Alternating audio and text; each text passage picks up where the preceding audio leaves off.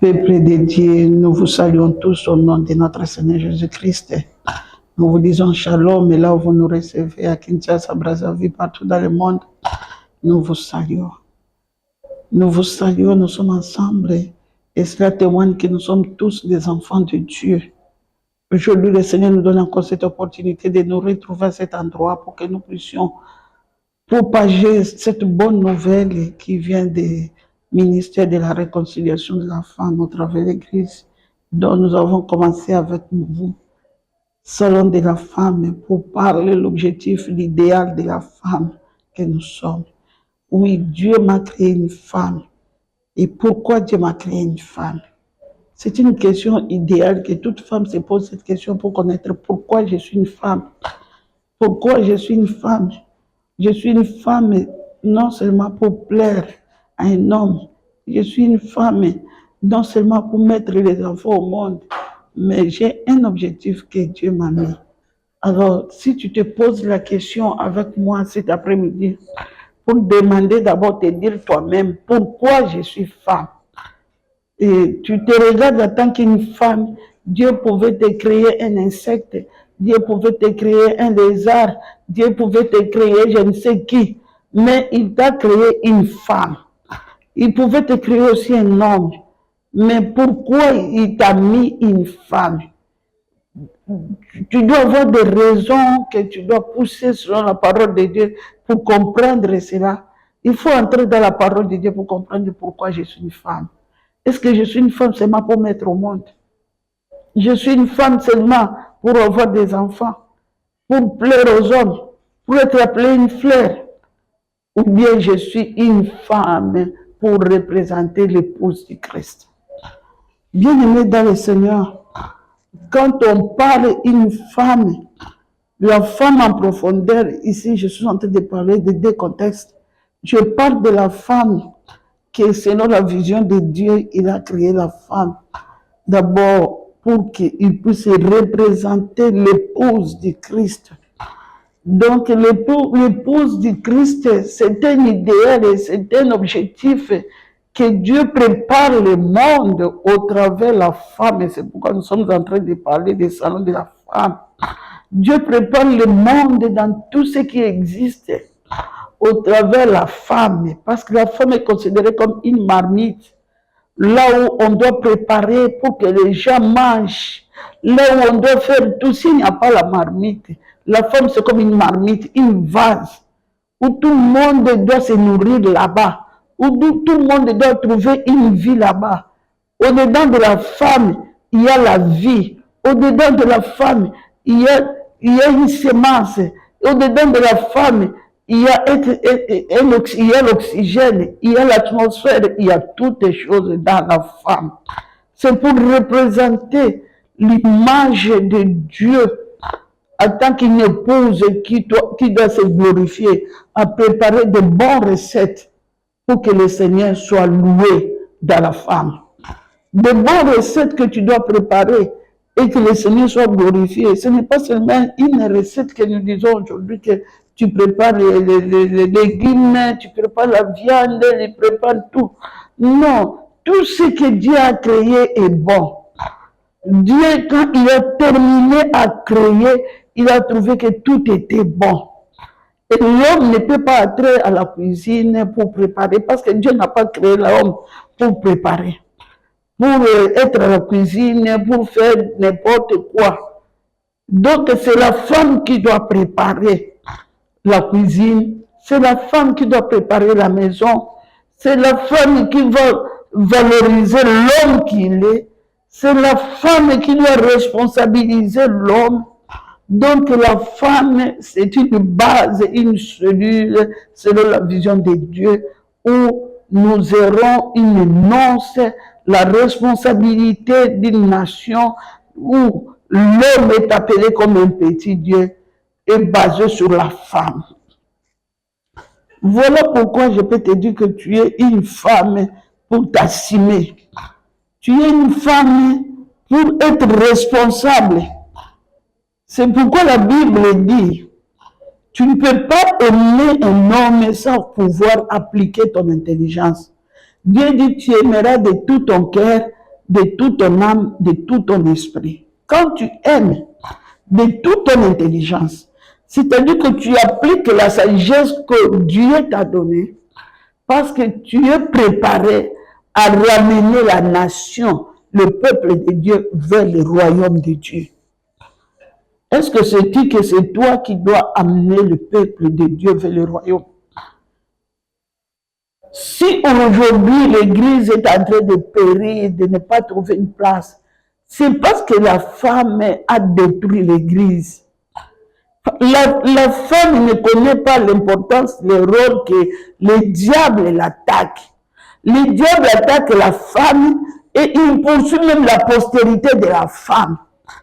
Parce qu'il sait que dans la femme, il y a une lourde responsabilité qu'elle doit vaincre et entrer au nonce avec l'époux.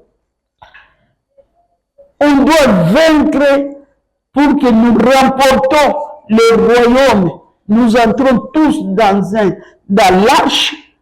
Avec l'arche là, c'est une église qui est notre maison, qui est notre famille, qui est notre nation, que la femme doit se sentir responsable, que Dieu m'a mis, que cet homme aujourd'hui, s'il va réussir, parce qu'il y a un héros dans l'ombre.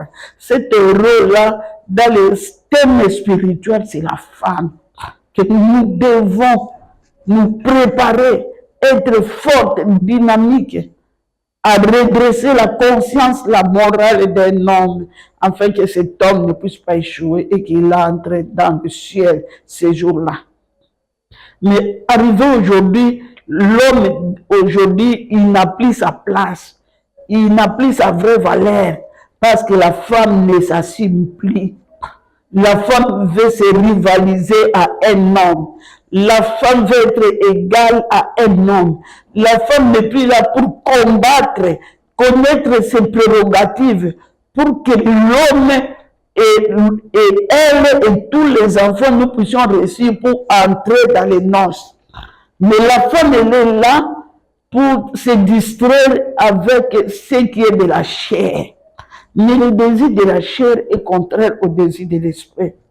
Et si on suit seulement la gloire de ce monde, ça passer par le principe de Dieu, nous n'allons pas entrer dans la vérité. Nous n'allons pas entrer dans le ciel. Et tu peux aujourd'hui faire étudier ton enfant, tes maris t'amènent la voiture, il t'amène tout, il te fait entrer dans une belle maison, mais tu n'as pas réussi la mission de faire entrer ton époux au ciel. Tu n'as pas réussi la mission de faire entrer tes enfants au ciel. C'est toi l'Église. C'est l'Église, c'est toi. L'homme, c'est un petit Dieu que Dieu a dit, faisons l'homme à notre image. Et cette image que Dieu a créé l'homme, il est le chef. Il donne des ordres, il donne des prérogatives, c'est lui qui coordonne tout. Et toi, en tant qu'église, tu es une marmite qui doit préparer tout pour rendre cet homme capable et que vous puissiez réussir ensemble dans un accord commun avec les enfants pour entrer dans le royaume. Si cet homme aujourd'hui, il échoue parce que tu n'as pas assumé. Aujourd'hui, il y a beaucoup de femmes qui déclinent des responsabilités que Dieu leur a données, de s'assumer en tant qu'inède, en tant que celle qui est, Dieu a posé tout le bonheur de l'homme sur elle. Dieu n'a pas mis le bonheur de l'homme sur une autre personne. Il a mis son bonheur, il va trouver sur l'Église. Dieu doit trouver la joie, une joie parfaite dans l'Église, une satisfaction dans l'Église. Bien aimé, si Dieu ne trouve pas une joie dans l'Église, nous attristons le Saint-Esprit chaque jour. Et quand le Saint-Esprit s'attriste, Dieu n'est plus à sa place. C'est là où le diable est en train de trôner, de prendre des places dans nos maisons, dans nos familles, sur nos enfants, parce que la femme n'est plus la marmite dont elle doit préparer cette recette bonne où l'homme doit manger avec joie, où l'homme doit trouver son bonheur. Bien-aimé, as-tu su que c'est toi la marmite qui doit apporter la satisfaction dans une famille, dans la maison, où toi tu demeures, afin que tout soit bien. Donc, s'il y a le récit d'un homme qui est considéré comme un petit Dieu, l'héros dans l'ombre, c'est la femme qui prépare tout. Est-ce que tu prépares dans tous les points l'homme que tu as? Je me dis d'abord, ce n'est pas seulement préparer, laver les habits, spiritualité.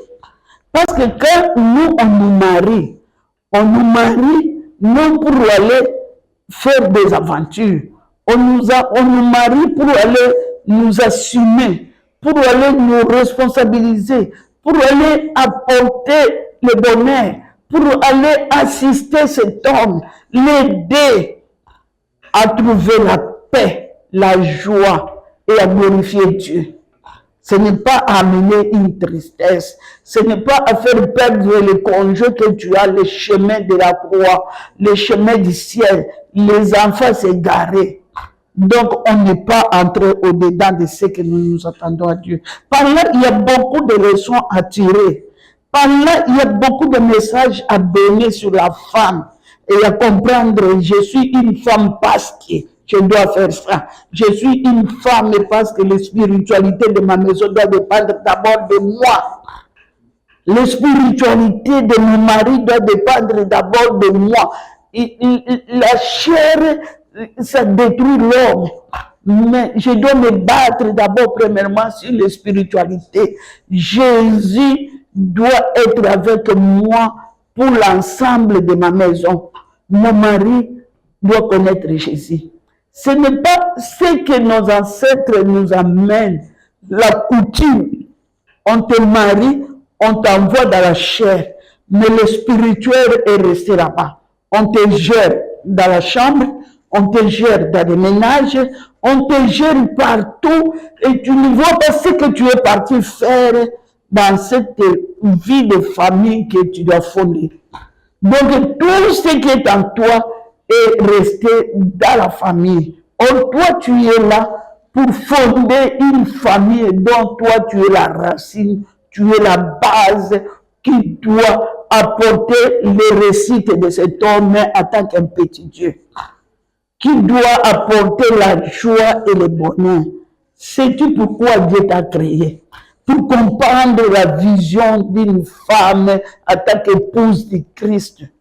Parce que quand vous vivez selon la chair, tout le monde réclame son droit.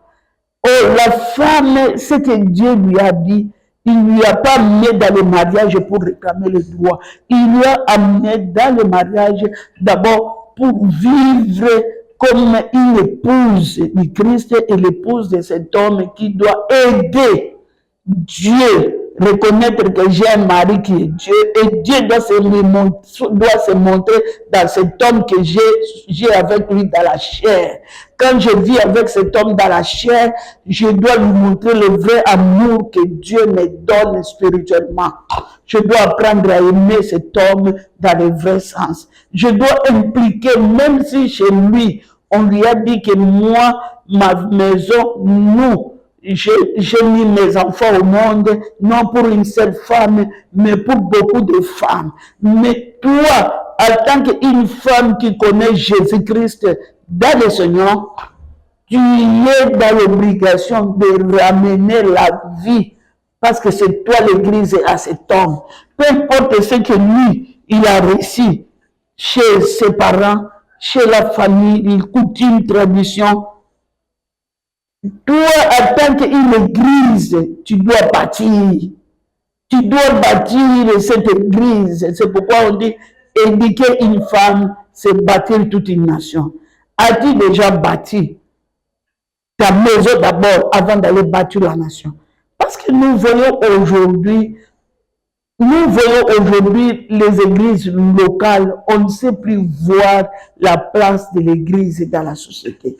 Bien aimé dans le Seigneur. Où est la place de l'église quand toi-même tu n'es pas église chez toi à la maison? Tu te bats chaque jour avec ton mari. Tu ne montres pas l'essence de la chrétienté d'une épouse comme qui apporte le bonheur. Tu ne montres pas la place d'une épouse que Dieu t'a mis pour être une aide à cet homme-là. L'église ne se vit pas à la maison. Il n'y a pas une vie de prière. Il n'y a pas une vie commune de la méditation à l'église. Il n'y a pas une vie de l'unité. Vous n'avez pas la même vision dans l'église. Et vous pensez qu'avec ce que la famille t'envoie, ou bien te communique, que tu dois fonder le foyer, la famille que tu parles, tu es parti t'engager. Je ne pense pas. Je ne pense pas. Parce que ceux qui étaient ta mère, ta grand-mère, ils ont fondé le leur. Mais toi, tu dois faire la différence que je dois fonder selon Jésus. Je dois fonder selon Christ. Est-ce que tu fondes ta famille selon Christ? C'est ça la première église. Tu fondes ta famille selon la vision, la mission que Dieu t'a confiée sur la terre. Ou bien tu es en train de fonder l'église selon tout ce que tu ramasses. Ce sont des amis qui viennent t'inculquer, c'est ta mère et ta grand-père, je ne sais pas qui vient te dire n'importe quoi, et tu ne sais pas que tu es responsabilisé à amener cet homme au ciel et à lui faire gagner la vie. Bien-aimés dans le Seigneur, ne soyons pas distraits. Dieu va nous demander, cet homme que je t'ai donné, ce mari que je t'ai donné, ces enfants, qu'en as-tu fait de ces hommes? Parce que le diable va t'attaquer que toi. C'est toi qu'on dit que l'être faible. Et c'est toi qui vas bâtir l'église. Parce que l'église, c'est toi. Alors quand le diable va t'attaquer, et que tu sais que tu as un petit Dieu qui est là, qui représente aussi Jésus, ton mari. Et si vous communiquez une même vision avec ton époux, je pense que vous allez vaincre parce que Jésus est au centre de 2 ou 3 sinistres en l'air de notre Dieu est là. Et c'est à ce moment-là que tu vas vaincre le diable pour réussir à amener ton mari au ciel et tes enfants au ciel. Bien-aimé, cet après-midi, je suis en train de nous dire, peut-être toi tu es là, tu as été violé. Peut-être par ton mari, tu ne l'aimes plus comme dans le temps. Peut-être tu ne t'occupes pas bien des enfants parce que tout le temps ton mari t'agresse sur le lit conjugal. Peut-être toi tu es là, ton mari a pris beaucoup de femmes dehors, il a fait des enfants, ça t'a beaucoup découragé. Peut-être tu es là, c'est toi qui as supporté cet homme-là, tu es devenu comme un homme. Je ne sais pas parce que tu as l'argent ou bien tu es plus âgé que l'homme, je ne sais pas. Donc, tout ce que tu peux dire que je n'ai pas réussi. Bien-aimé dans le Seigneur, je ne sais pas quelles conditions tu vis maintenant, mais j'aimerais nous dire en ce moment, Dieu t'accepte tel que tu es. Même si tu vis une vie d'homosexualité où tu te rivalises que moi je suis déjà un homme, je ne peux plus être une femme. Non, là n'est pas ta place, tu vas en enfer. Même si un homme qui se dit que moi je suis une femme, papa, là n'est pas ta place, tu vas en enfer. Cet après-midi, ce moment, je suis venu te dire de réparer ta vie avec Christ. Répare ta vie avec Christ. Toi qui vis avec ces jeunes garçons, toi qui vis avec ces jeunes filles, toi qui vis avec autant de femmes, tu as fait des enfants, tel que tu y es. Cet après-midi, Dieu te tend la main. Dieu te tend la main pour que tu viennes lui donner la vie. Pour que tu viennes lui donner l'amour qu'il doit mériter. Et que tu lui montres en tant qu'une église le rôle que Dieu t'a donné d'assumer comme une aide semblable. Tu dois l'aider spirituellement, dans tes prières, dans les partages bibliques, dans les méditations, dans la famille. Tu dois être une femme à genoux pour tes enfants, pour l'ensemble de ce que vous êtes, pour amener ces familles très loin jusqu'à entrer le jour de la noce, et que votre église doit réussir. Et si vous arrivez à avoir une satisfaction sur ce point-là, c'est là où vous pouvez dire qu'à l'église locale, nous amener aussi un feu. Parce que la Bible dit, deux bois unis ou 3, il y a beaucoup de feux qui vont s'allumer. Mais s'il n'y a qu'un bois, ça va s'éteindre. C'est pourquoi tu es comme 2 ou 3 bois qui doivent s'amener dans cette église, toi, ton mari, tes enfants. Et quand tu les amènes tous, vous faites déjà un feu dévorant qui doit brûler l'église locale. L'église, nous ne devons pas aller seulement pour aller se plaindre à l'église locale, pour aller être derrière les hommes de Dieu, les pasteurs, pour aller être, je ne sais pas, derrière maman pasteur. Non, nous apporter aussi notre contribution parce que tous nous sommes ouvriers dans la maison de Dieu. Nous sommes des disciples dans la maison de Dieu. Quand tu réussis chez toi, tu as une couronne. Quand tu apportes toute la famille et toi tu es là avec un héros, ton mari, derrière lui, c'est toi qui es dans l'ombre pour qu'il soit héros. C'est une gloire et une couronne que Dieu va te donner si tu réussis ta mission. Et je crois qu'en Jésus-Christ, en tant qu'église, il y a beaucoup d'églises, vous lisez en Apocalypse, il y a Philadelphie, il y a Pergame, il y a beaucoup d'églises. Ce que je contre toi, tu as abandonné ton premier amour. Ce que je contre toi, je sais que chez toi, il y a ceci, il y a ceci. Dis-toi dans quel genre d'église je suis encore. Je suis dans quel genre d'église dans moi-même et dans ma maison. Et pour aller dans cette église locale, je suis quel genre d'église? Je suis une église de la perfection où le diable est en train d'abord de m'amener moi-même jusque-là, je suis dans des plaies, ou bien je suis une église que je peux dire que je suis déjà vainqueur. Cet après-midi, j'aimerais que tu sois une église vainqueur. Parce que quand nous amenons dans l'église locale ce fait, et ce fait, nous allons amener même auprès de notre patrie, auprès de notre gouvernement, auprès de nos nations, pour qu'il y ait de la délivrance dans les nations. Bien aimé, nous n'amenons pas seulement la délivrance dans nos familles, parce que des nations, il y a des systèmes où le diable a colonisé l'humanité, où toutes les nations du monde vivent dans les jours du méchant, dans la dictature, dans le viol, dans des guerres impossibles. Mais comment délivrer nos nations si nous n'avons pas la base et le fondement à nous-mêmes et dans nos familles pour amener dans les églises locales? Aujourd'hui, on ne sait plus vers la place de l'église parce qu'à nous-mêmes, on n'a pas un bon témoignage. À nous-mêmes, nos maisons sont dans des rues, nos enfants sont dans des rues, et l'église locale ne se fait plus voir. Ce n'est pas le fait d'être une femme d'un pasteur qui dit que tu es plus saint que les autres. Non, ou bien tu dois te dire que c'est moi qu'on me considère. Peut-être que tu peux être une femme d'un pasteur, mais tu amènes la mort dans la vie d'un pasteur. Tu peux être une femme d'un pasteur, tu n'amènes pas la vie à l'église, dans la vie de tes enfants. Les enfants des pasteurs, c'est ceux qu'on engrosse tout le temps. Les enfants des pasteurs, c'est ceux qui sont violés tout le temps. C'est ceux qui vivent une vie impudique. Vous allez voir, on dit que ça c'est un enfant de pasteur, il est engrossé. Où est la place de l'église que la femme nous sauve?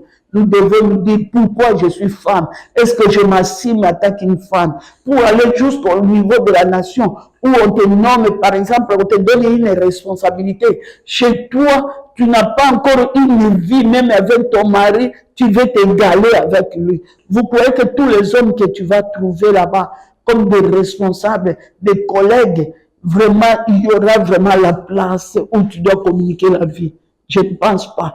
Parce que même dans l'administration, il y a la vie. Parce que toi-même, tu as la vie chez toi, dans l'église locale. Dans une administration, tu peux être aussi une femme qui apporte la vie et avoir un bon témoignage. Ce n'est pas une femme qui cherche qu'on la voit parce qu'elle est je ne sais qui.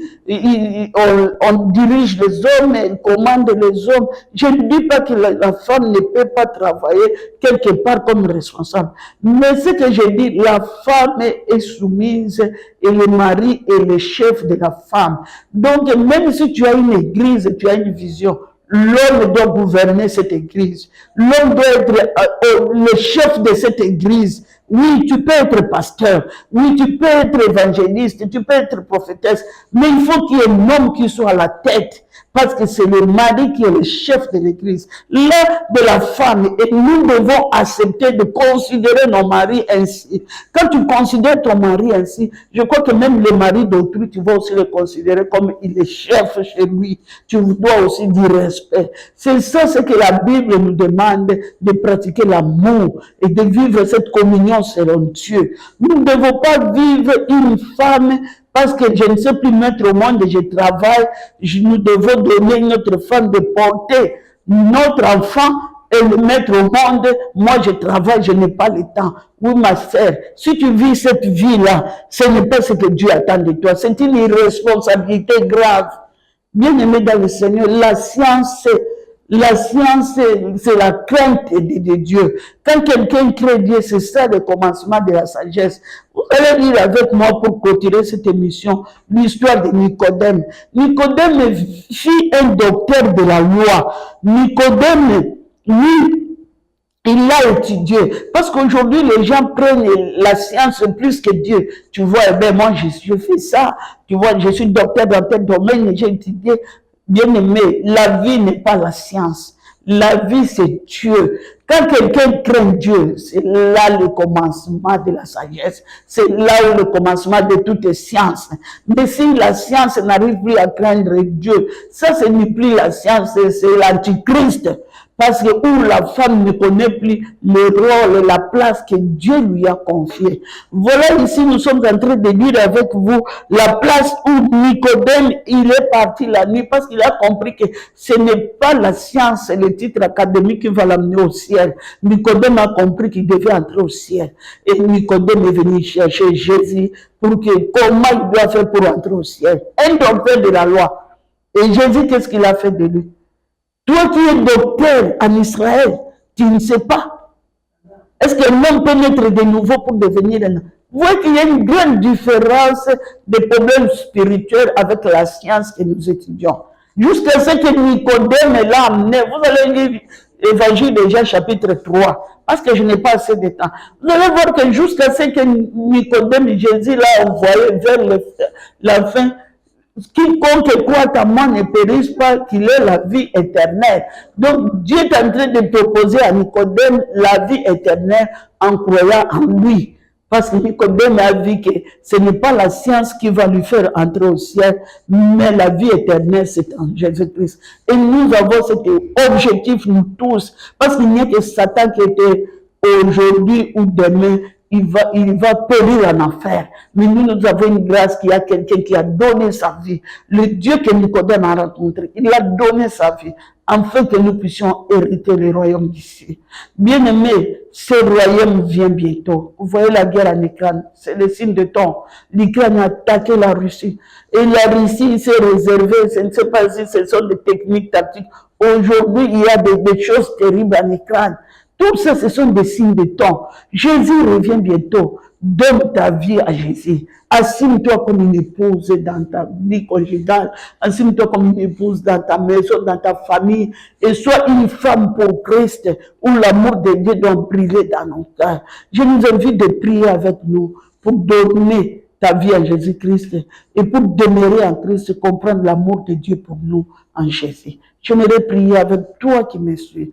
Seigneur Jésus, au nom puissant de Jésus-Christ de Nazareth, oui, nous avons une mission avec toi, en tant qu'Église que nous sommes, de lutter pour que nous amenions le royaume. Oh, ton peuple veut le royaume. Nous n'allons pas lutter seul et sans le Saint-Esprit. Nous n'allons pas lutter seul et sans croire en Jésus-Christ.